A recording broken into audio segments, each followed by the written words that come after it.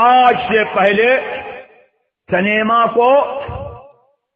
کسی سنی نے جائز نہیں سمجھا، اور کوئی عالم کیا جائز سمجھے گا؟ سنیما اتنی بھونڈی، اتنی بری، اتنی گندی، اتنی گھناؤنی چیز ہے کہ جو سنیما دیکھتے تھے وہ لوگوں سے چھپتے تھے، اپنے پہچان والوں سے چھپتے تھے، اپنے بڑوں سے چھپتے تھے، اور اپنے دوستوں سے چھپتے تھے، اور سنیما دیکھ کر کے نکل رہا ہے، سامنے سے ہم گزرے تو وہ یوں کترا رہا ہے، ادھر کترا رہا ہے، کبھی اس گلی میں چلا گیا، کبھی اس گلی میں چلا گیا، کاہے کے لیے؟ کہ کہیں ایسا نہ ہو کہ میرا دوست جو ہے مجھ کو سنیما سے نکلتے دیکھ لے تو ماضی قریب میں تو سنیما کو اتنا گندا گھناؤنا سمجھا جاتا تھا، آج بھی فکر سلیم والے اس سنیما کو گندا گھناؤنا سمجھتے ہیں۔ اب جو ہے جس کو آج تک مارو شیطان کو مارو شیطان کو یہ تنظیم دارا دیتی تھی کہ شیطان کو مارو، اور ٹی وی کتنے جو ہے توڑوا دیے، آج کون سا ناسخ مل گیا؟ الیاس قادری کو، دعوت اسلامی کو کون سا ناسخ مل گیا کہ ناسخ منسوخ کی بات بھی کرتے ہیں؟ اور اب جو ہے وہ ٹی وی جائز ہو گیا، نہ صرف جائز ہو گیا بلکہ مسجدوں میں جو ہے لیپ ٹاپ رکھا جانے لگا۔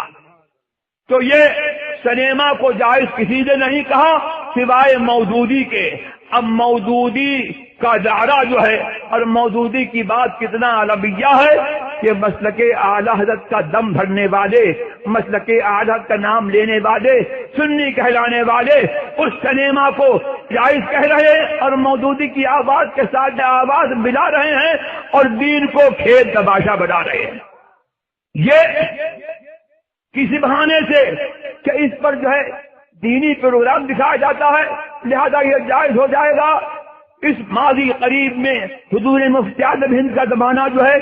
ابھی دور نہیں ہے، بہت سے لوگوں نے حضور مفتی اعظم ہند کا جلوہ دیکھا۔ فلم خانہ خدا جب نکلی تھی تو لوگوں نے جو ہے سنیما پر حملے کیے اور سنیما توڑے، سنیما کو آگ لگائی۔ حضور مفتی اعظم ہند نے جو ہے یہ فتویٰ دیا کہ دین کو تماشا بنانا جائز نہیں ہے۔ آج ان فتووں کا اور آج ان اجازتوں کا اثر یہ ہے کہ سنیما جو ہے گھر گھر نہیں بلکہ مسجد میں بھی سنیما پہنچ گیا اور دین کو تماشا بنایا گیا۔ اختلاف کرنے والے جو ہے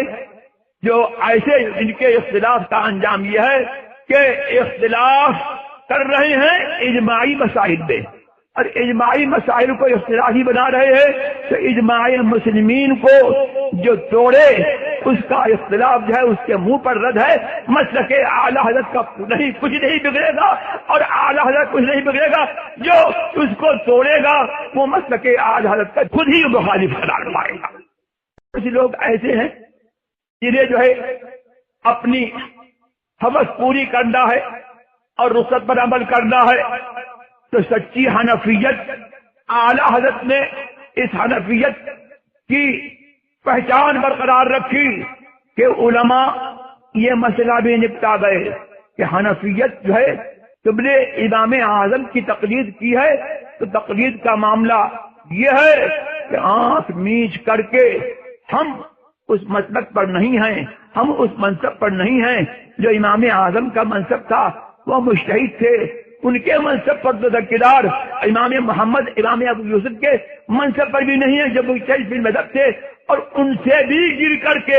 ان سے بھی جو ہے بہت نیچے اتر کر کے جو ہے ہم تو اس منصب پر بھی نہیں ہے کہ کون سا قول صحیح ہے، کون سا قول ضعیف ہے، کون سا راجح ہے، کون سا مرجوح ہے، ہمیں یہ تمیز ہی نہیں ہے۔ تو ہم سے پہلے جو ہے 500 برس پہلے امام علاء الدین حصکفی یہ فیصلہ کر چکے کہ اما نحن فعلینا اتباع ما صححوه وما رجحوه كما لو افتونا فی حیاتهم۔ ایسے لوگ بے تمیز لوگ کہ جن کو جو ہے صحیح و ضعیف کی تمیز نہیں، وہ نرے مقلد ہیں، ان کے اوپر یہ لازم ہے کہ ان کے مشائخ کرام نے جس قول کو صحیح و معتمد کہہ دیا اس پر جو ہے عمل کریں، اور اس کے خلاف فتویٰ دینا تو درکنار اس پر اپنے لیے عمل کرنا بھی جائز نہیں ہے۔ تو اختلاف کی بات جو کر رہے ہیں وہ کچھ ایسے لوگ ہیں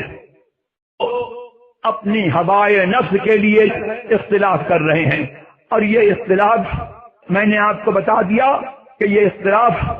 اعلی حضرت سے نہیں ہے، بلکہ کہیں سنیت سے اختلاف ہے، کہیں اجماع امت سے اختلاف ہے، اور کہیں نری اتباع ہوس ہے، اور اس قول کو جو کہ ائمہ مذہب نے جس کو مرجو قرار دے دیا، اور اس قول پر جو ہے انہوں نے فتویٰ کہہ دیا کہ اس پر عمل کرنا جو ہے حرام ہے اور خرق اجماع ہے، اس پر عمل کرنے کی رخصت دینے کے لیے اور اس کی رخصت نکالنے کے لیے یہ اغراض و مقاصد ہیں۔ تو اختلاف جو اعلی حضرت سے اختلاف کا نتیجہ جو ہے یہی ہوگا کہ یا تو سنی اور غیر سنی کا اتحاد ہوگا، یا اجماع مسلمین کو جو ہے رد کرنا ہوگا، یا اگر جزوی طور ہی پر صحیح تقلید سے جو ہے ہاتھ دھونا ہوگا اور غیر مقلدوں کی لت اور ان کی عادت کو اپنانا ہوگا۔ حکم ہے اس لیے یہ حرام ہے۔